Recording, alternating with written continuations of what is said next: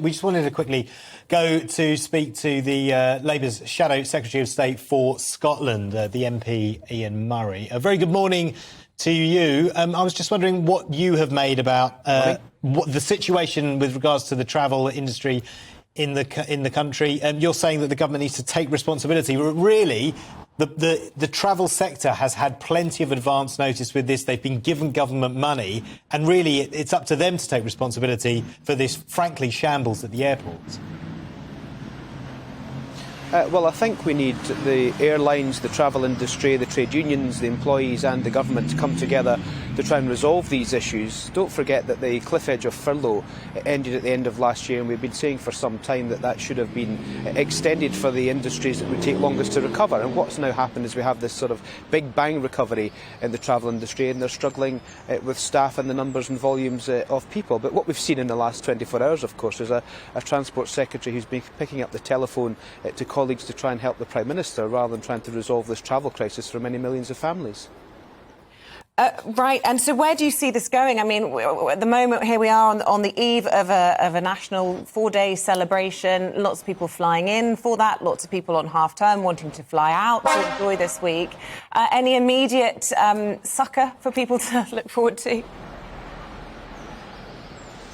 Well, it's really difficult, isn't it? Because if you don't have the people to process bags and to process check-ins, then it really becomes a real problem. Can I give you an example? I'm very close to Edinburgh Airport, who's very close to my own constituency. They've gone from absolutely no passengers whatsoever during some months during lockdown to almost 1 million passengers, which is almost as much as they were having on their average month before the pandemic. So that kind of scaling up is really quite difficult. The travel industry have also been warning about this for some time too. They knew it was coming, and they've seen what happened at the Easter break, and they have been asking for the government to assist and the government to put policies in place that would help them to recruit staff and to get them through security checks as quickly as possible. So there's blame on all sides here, but we need the government to step up, and whilst it's paralysed by the Transport Secretary spending his time persuading colleagues to support the Prime Minister, we've got a government who's got its eye off the ball when the travel industry and the trade unions and the employees are all saying, please give us a hand and help us out.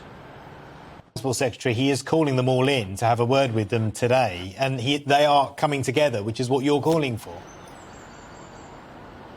Well, that's good news, and I hope there is some action on the back of that to try and help these immediate problems, but also in the short to medium term as well. The staff shortages are clear for all to see. It's probably too many staff have left the industry over the course of a period of time since lockdown, and indeed furlough ended when we were calling for the long tail of those industries who had been hardest hit and those industries that would take longest to recover to be given additional support to try and deal with these particular issues. Everyone knew half-term would be coming this week. Everyone knew Easter was coming, and the airlines, the airports and the travel industry have struggled to cope because of a lack of people. Don't forget, many people are still ill with COVID. I have a couple of members of my own staff who have tested positive for COVID this week and are working from home, and that you can't work from home when you're in the travel industry, particularly in airports. So there has to be some imaginative ways to try and resolve this, because whilst the Transport Secretary is trying to save the Prime Minister's job, of course many families are having their travel plans and their holidays disrupted and indeed in some cases cancelled.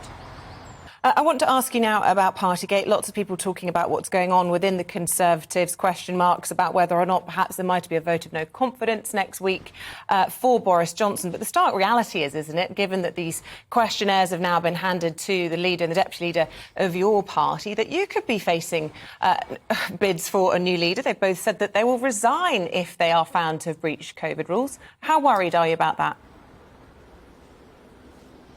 Well, they have integrity at their heart, and that's why they've said they would resign. Keir Starmer is not doing this for anything other than protecting his own personal integrity and his own credibility. That's what he said he would do. The Prime Minister should have resigned by now. We're now a country who has a government that's paralysed by this issue, with a Prime Minister that's clinging on while his backbenchers are fighting with each other and while his ministers are trying to persuade them to continue to support him. We have a cost of living crisis. We have the airline industry and travel disruptions that we've just spoken about. So something has to be done here in order to try and get the government back on track, and it's completely paralysed by this issue. I don't think there's any false equivalence we should be creating here in terms of what happened and the accusations that happened in Durham with industrial scale partying in Downing Street, with an ethics advisor, the government's own ethics advisor, saying that the Prime Minister has to explain why he's not ridiculed the ministerial code, not broken the ministerial code. This has now paralysed the entirety of government for 4 or 5 months now, and the only way that it's going to become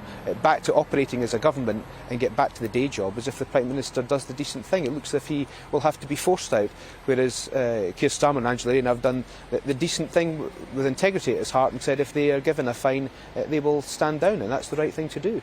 They keep their integrity, but Labour potentially could lose, their number one and their number two. And if there is a leadership election contest triggered within the Conservative Party, maybe as early as next week, and then Boris Johnson wins that, he could potentially call a snap election, and then Labour will be left fighting it without their two leaders in place. Listen, Ian, just before we let you go, we just wanted to ask you about the football this evening. I don't know if you are a football fan. Scotland are playing Ukraine in that World Cup qualifier. Just your thoughts on that, given that, let's be honest, all the neutrals will be supporting Ukraine.